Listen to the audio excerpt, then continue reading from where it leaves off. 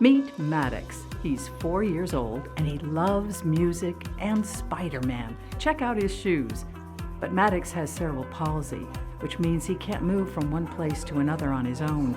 Someone always has to put him in a stroller or pick him up, and that doesn't help him develop his muscles or his brain.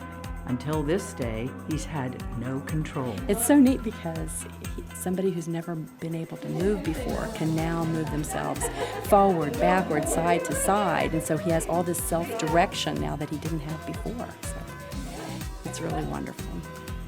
Physical therapists called Maddox's Spider-Man car an adaptive toy. It's adapted to help children with developmental disabilities engage in play, the kind of play that can help them develop their cognitive, social, and motor skills. The problem is, it's expensive, out of reach for many who need it, which is what caused physical therapy students at UNF to pursue a unique relationship with engineering students. The PT students knew what children like Maddox need, and the engineering students knew how to make it happen. Together they created something that could give Maddox and others like him newfound independence. In the process, they taught each other how to solve a problem. What I saw with the engineering students is they start with the pieces of equipment or the design prototypes or the technology and then look around to see who could benefit from it. The PT students, we start with students and figure out what we need in the environment, assistive technology-wise, that will help them. We problem solve very differently. But in the end, we all had the same goal of wanting to do something that makes an impact.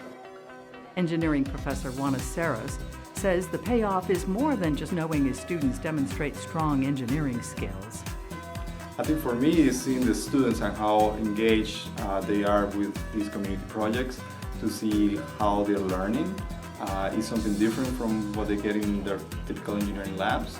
So they are getting a different perspective, and they're gaining values such as citizenship. They're seeing that what they do has value to the community, to society. These kinds of relationships that meet the needs of different disciplines are cropping up all across the UNF campus. Consider what UNF students do at Woodland Acres Elementary, deep in Jacksonville's urban core. It's a low-income area.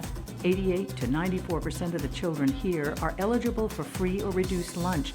And because there are so many immigrants and refugees in the community, families who are in transition while they establish new lives in Jacksonville, between 36 and 44% of children will enroll here, but they won't stay. The result is constant change that puts children at a disadvantage when it comes to developing important skills like reading. Our goal is to accelerate their reading achievement levels, but it's more than that. My UNF students end up being mentors for the children and another positive influence in the children's lives. Severud students are helping students who are really struggling, but she didn't have enough resources to help those who could learn at a higher rate. She called it, an army to really help prevent reading failures. Dr. Marnie Jones from the English department heard her call and volunteered to join her army. Jones teaches a seminar called Reading Matters, and her students, not trained in education, create their own reading curriculum, then visit the school weekly for 8 weeks to read to and with the 23 best reading fifth graders. I gave them some guidelines, but they were free to do whatever they wanted. And their creativity and their dedication was just profound. One of the girls in the class, the children, was virtually mute all through fifth grade, and we meet her in January, and no one has heard her say a word. And for the first 4 sessions, the student working with her couldn't get her to say a word. 4 weeks later, she wanted to read aloud in front of the camera. So in the fall, Jones brings senior English students to Woodland Acres, and in the spring, she brings freshmen from the Hicks Honors College. Woodland Acres isn't the only place where you will find the kind of collaboration that helps refugee children. Leslie Kaplan, Associate Director of the Hicks Honors College, teaches students about refugee issues. The course involves UNF students helping refugee families navigate their new world and, of course, mentoring the children. The students and the children find a lot of common ground on the soccer field. We play soccer with the kids every week. throughout the semester, and then this is our culminating event. The men's soccer team comes and helps us put on a professional clinic. And for especially the high school boys who are refugees, they just love coming out here and playing with the men's soccer team. There's just nothing better for them. Some of the players on the men's soccer team came from the same parts of the world as the refugee children, places like Africa, the Middle East, and South America. So this is a special opportunity.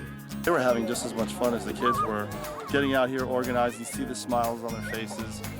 Some of these kids came from poor backgrounds as well, from the countries of where they came from, and the ones that didn't, it gives them an appreciation to give back to the sport that's given them so much. Education, a scholarship, a chance to play for championships here at North Florida.